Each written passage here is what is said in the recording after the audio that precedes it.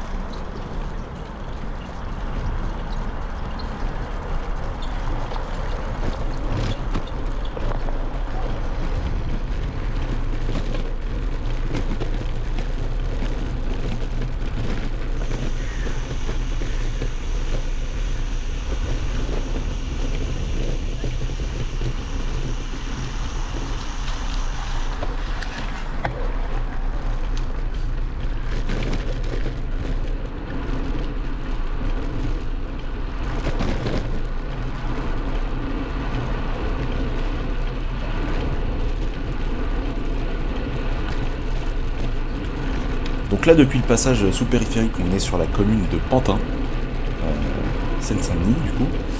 Vous voyez, là je vous parlais tout à l'heure, en tout début, en intro de vidéo, de l'hétéroclicité. Vous voyez qu'en l'espace de 2 km, 2 km et demi, on a changé de revêtement de surface plusieurs fois. On a commencé avec la piste cyclable bien établie le long du canal, puis ensuite on est passé dans la Cité des Sciences. On a eu le droit à un petit secteur pavé lors du passage sous le boulevard des Maréchaux, puis sous périphérique. Et là maintenant on est sur une sorte de revêtement semi-macadam à Pantin. Ça a l'air de rien comme ça, mais ça compte, parce que cette piste cyclable, elle fait partie du projet du RER Vélo, porté aussi par la région Île-de-France. Et sur ce type d'aménagement, c'est quand même assez important d'avoir une certaine continuité. Pas forcément de revêtement, mais en tout cas quelque chose qui permette aux cyclistes de se repérer toujours dans l'espace.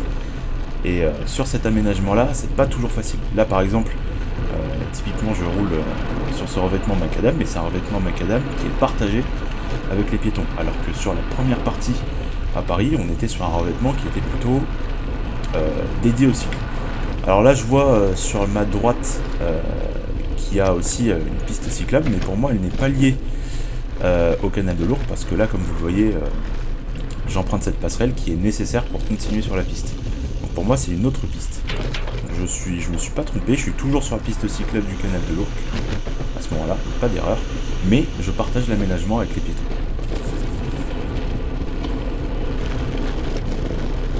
Donc là, vous voyez que j'ai atteint peut-être sur le compteur les 35 km/h. J'en ai profité parce qu'il n'y avait pas de piétons, mais effectivement, pour ceux qui ne connaissent pas l'aménagement, attendez-vous à en voir, et du coup, absolument pas rouler à cette vitesse. Et donc là maintenant, on est sur une partie maintenant dédiée au cycle. Voilà, on était sur une partie qui était partagée, maintenant elle est dédiée au cycle. Et donc là, il n'y a pas d'ambiguïté possible, on est bien sur une piste cyclable. Donc là, il n'y a pas de souci.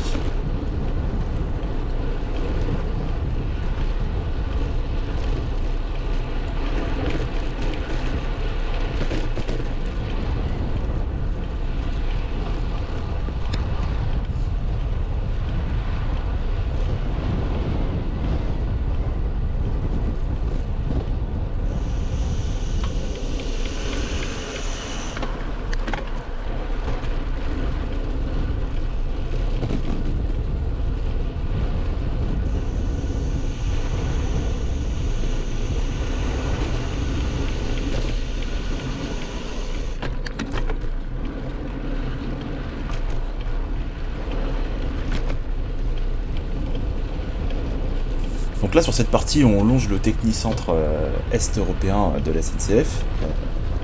On se rend compte là vraiment qu'on est sur un aménagement assez ancien. Je sais pas de quand il date exactement, mais je lui donnerais bien un âge assez avancé. Parce que là, le revêtement de sol, il est vraiment en mauvais état. Ça tressaute de partout. Et vous allez voir que plus loin, quand on va retrouver le canal, il y a vraiment complètement une partie en grava presque. Donc, pas top au niveau de l'aménagement. Je pense qu'une petite rénovation s'impose aussi.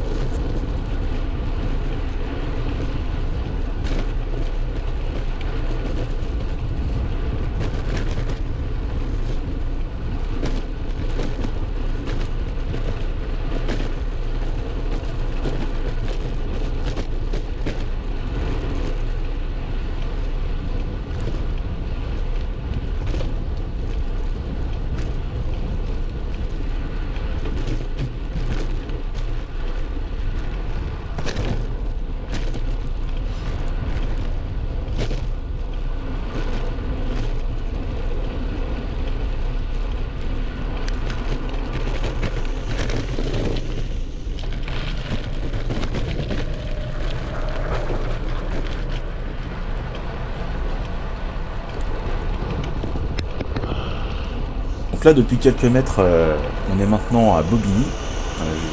La frontière est délimitée juste avant la section un peu gravateuse qu'on vient de franchir. On longe toujours les voies de la ligne de l'Est, mais cette fois-ci, on a retrouvé le tracé du canal de l'Ourcq. Donc c'est une portion plutôt sympa de la piste cyclable, celle-là. Je l'aime beaucoup. Parce qu'elle a un revêtement plutôt clair et de bonne qualité, un bon revêtement. Mais pareil que tout à l'heure, attention, parce que cette partie-là, elle est partagée avec les piétons. Donc faut faire attention, il faut bien en tenir compte, parce que c'est pas le cas partout. Mais ici, sur cette portion-là, c'est le cas.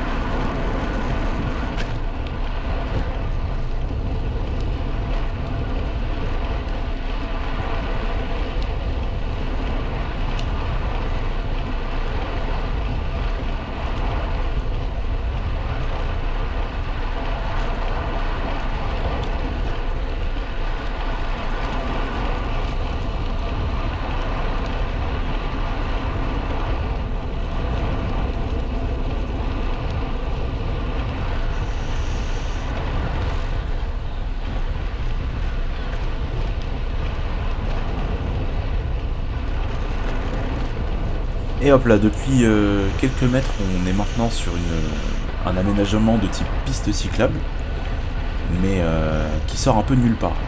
Franchement, cet aménagement-là, je le comprends pas parce que il n'y a pas pour autant plus de place pour les piétons. Il y en a un petit peu sur la gauche à l'écran, mais c'est pas un revêtement bitumé. Donc, poussette, trottinette et enfants, où sont-ils? À mon avis, ils sont toujours sur la piste cyclable. Donc, piste cyclable, oui, mais pas complètement.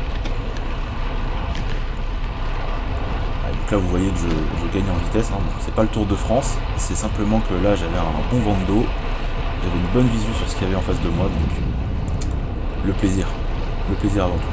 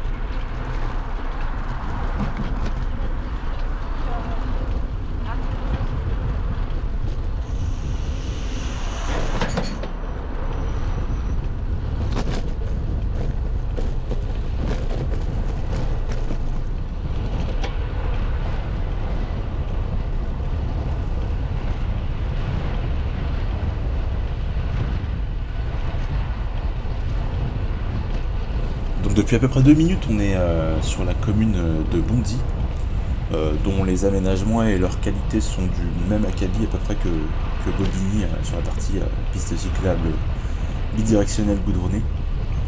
Mais on a toujours la même ambiguïté entre les piétons et les cyclistes. On est bien sur un aménagement bidirectionnel, fléché cycliste, mais sans aménagement piéton différencié et séparé. Donc du coup, naturellement, les piétons ils vont pas disparaître, ils restent sur l'aménagement cyclable. Mais voilà, message à tous les cyclistes qui ne sont pas habitués du lieu, il y a des piétons, et c'est bien pour ça que je ne peux pas considérer cet aménagement comme un aménagement cyclosport friendly. Donc je l'utilise comme ça aujourd'hui.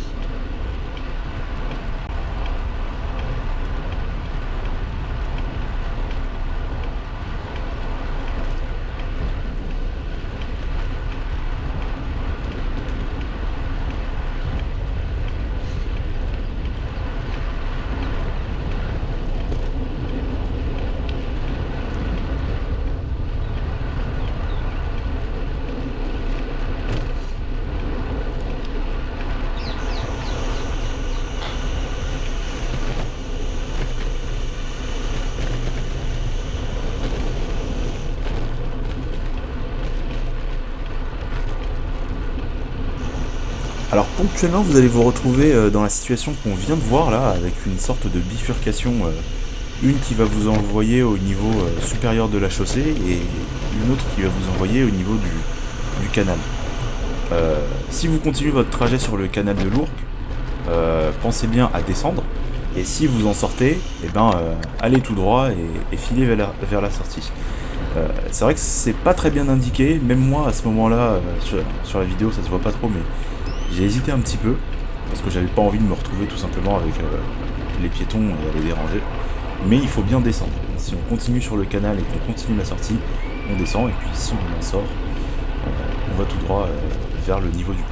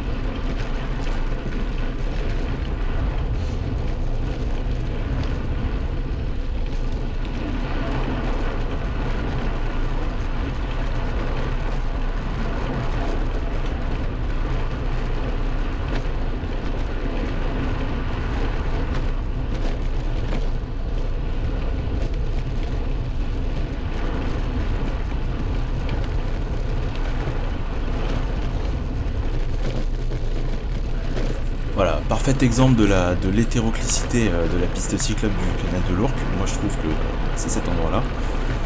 Je sors d'une piste cyclable bidirectionnelle avec marquage blanc cycliste. Et là je me retrouve sur cette partie qui n'est du coup plus indiquée, qui semble être un chemin goudronné simple. Et qui est clairement, pour moi, du coup, partagé entre les cycles et les vélos. Mais encore une fois, voilà, c'est pas forcément indiqué, c'est pas forcément repéré. J'avais failli faire le commentaire de dire que la partie bidirectionnelle et fléchée cycliste et les zones de rencontre sont les zones où elles s'interrompent. Mais en fait, il arrive aussi des fois où on est sur un endroit goudronné, un espace goudronné, et on est quand même sur une zone de rencontre entre les piétons et les cyclistes. Donc attention, et ça se matérialise à tous les endroits. Regardez là, il y a des piétons, il faut faire attention. Donc là, sans vraiment s'en rendre compte, on est rentré dans le parc de la Poudrerie à Livry-Gargan,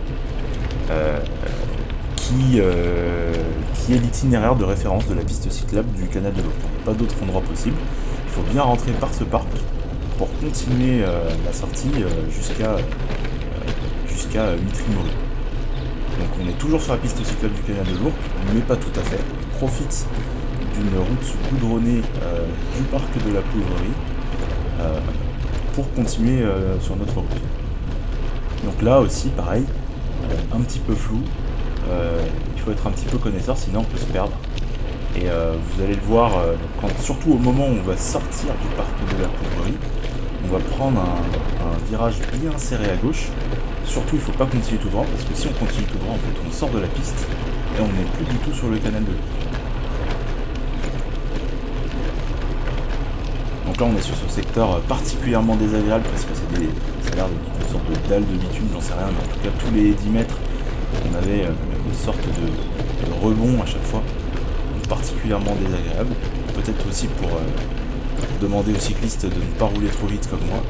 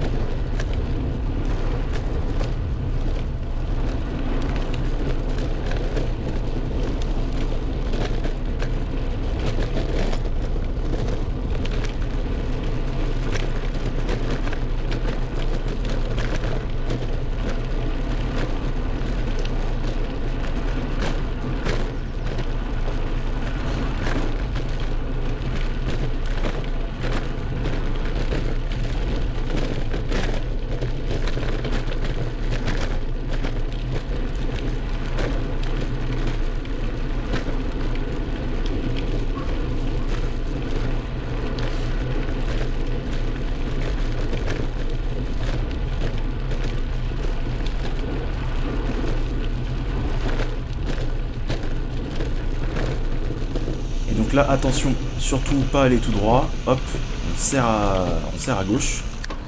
On prend cette portion de chemin goudronné avec une jolie montée.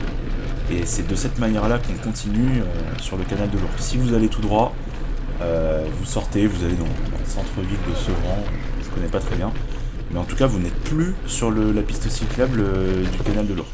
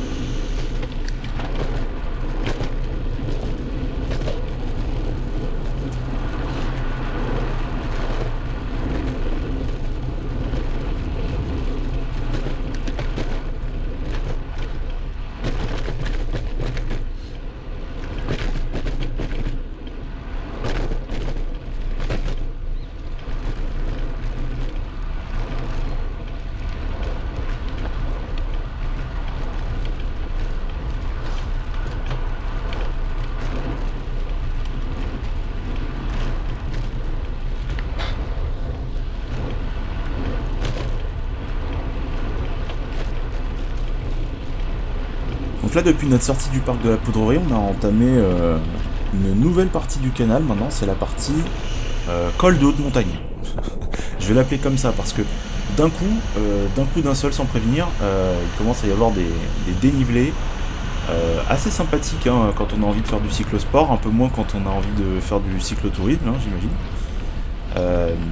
Donc avec des petites montées, on est sur du 6% hein, quand même, hein, des fois. Donc plutôt pas mal pour les jambes. Et les descentes qui s'accompagnent avec bien sûr. Mais c'est pas forcément ce qu'on pourrait être en droit d'attendre d'une piste cyclable qui longe un chemin de halage. Donc là on monte, ça descend, c'est assez sympa à faire. En cyclosport en tout cas. Bon après je vous rassure pour les autres, ceux qui n'aiment pas forcément ce genre d'aventure, les montées sont jamais bien longues. On est sur du 100, 150 mètres maximum. Et puis 6% c'est vraiment au max du max.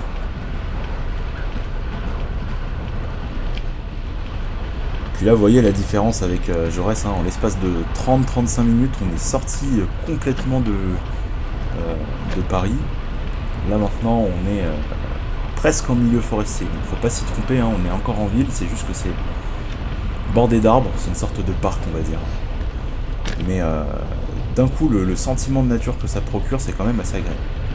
Et donc tout ça en à peine 35 minutes. Pour un cyclotouriste je dirais quarantaine de minutes, pas plus.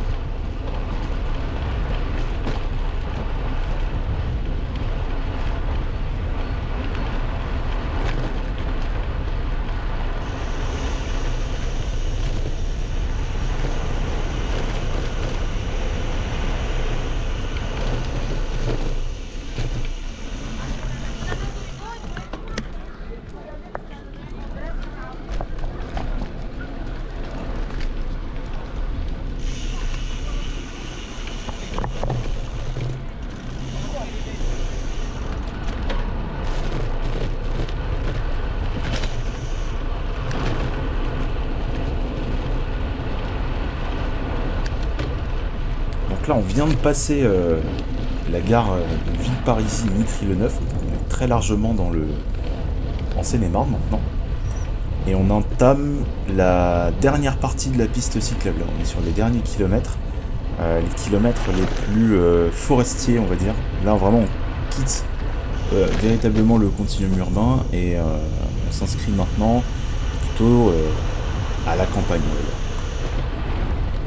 C'est la partie la plus nature de la piste cyclable, la plus agréable en tout cas de ce point de vue-là.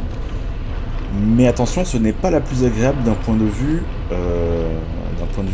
macadam, parce que je pense qu'elle a été aménagée il y a assez longtemps. Comme je vous le disais, elle longe un chemin bordé d'arbres. Elle est assez bordée d'arbres. Et les racines ont eu le temps de se frayer un chemin sous le bitume, ce qui fait qu'à certains endroits, c'est extrêmement inconfortable. Il y a même des moments où je me dis, où j'étais obligé de rouler sur la voie d'en face tellement les racines avaient pris leur droit sur la partie bitumée. Donc définitivement, si on aime rouler vite, d'accord, mais attention à cet aspect-là, c'est pas forcément l'endroit le plus confortable pour se faire.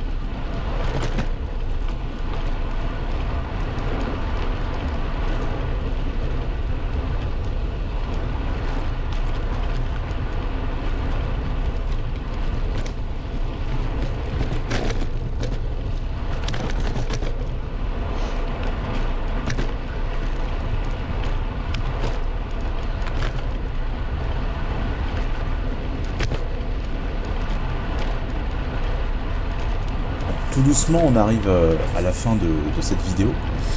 Euh, En effet, on est à peu près 1 kilomètre, pas plus, de Claye-Souilly où s'arrête la partie goudronnée de la piste.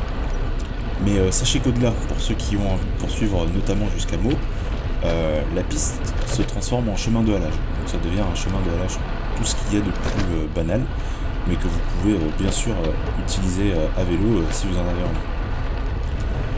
Par rapport à l'aménagement en lui-même, Moi je note plusieurs points positifs, déjà le fait qu'il soit continu sur 24 km, c'est déjà pas mal. Rares sont les aménagements de ce type en Ile-de-France. Donc c'est très appréciable, notamment si vous avez envie de faire du cyclotourisme ou un petit peu de cyclosport comme je le fais. Mais il a encore quelques petits points d'amélioration à avoir pour que ce soit vraiment un aménagement de plein droit. Notamment, c'est la résolution du problème entre les cyclistes et les piétons. Les piétons utilisent l'aménagement cyclable à défaut d'avoir autre chose, et les cyclistes ne le savent pas forcément. Les zones de rencontre ne sont pas forcément bien balisées, et je trouve que la continuité dans l'ensemble, donc le repérage, n'est pas forcément évident. Ça me fait un peu penser à la coulée verte entre Châtillon et Massy, qui peut aussi un petit peu perdre, comme ici. Bien que ce soit vraiment un aménagement dédié au cycle, en tout cas qui se destine principalement au cycle, le canal de l'Ourcq. Donc voilà, on arrive sur la fin, 45 minutes à peu près, un peu plus de 45 minutes, 24 km parcourus, c'est pas mal. Belle séance de cyclosport pour ma part. Si cette vidéo vous a plu, je ne peux que vous recommander de la liker, de commenter si vous avez des commentaires à faire. Quant à nous, on se retrouve pour une prochaine vidéo. Allez, salut!